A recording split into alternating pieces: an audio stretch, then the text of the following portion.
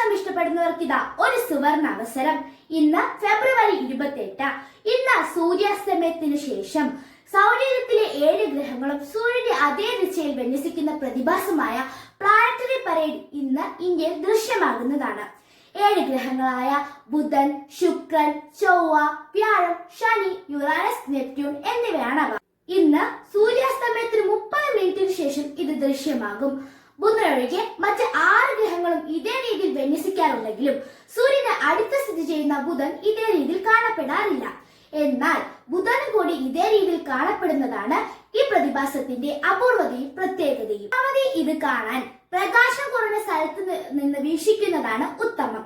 യുറാനസും നെപ്റ്റ്യൂണും ഒഴികെ മറ്റ് 5 ഗ്രഹങ്ങളും നഗ്നനേത്രങ്ങൾ കൊണ്ട് കാണാൻ സാധിക്കുമെങ്കിലും യുറാനസിനെയും നെപ്റ്റ്യൂണെയും വീക്ഷിക്കണമെങ്കിൽ ബൈനോക്കുലറിന്റെ സഹായം തേടേണ്ടി വരും. ഈ അവസരം നഷ്ടമായാൽ ഇനി 2040 വരെ കാത്തിരിക്കണം. അതുകൊണ്ട് നിങ്ങൾ ആരും ഇനി അവസരം മിസ്സാക്കരുതേ.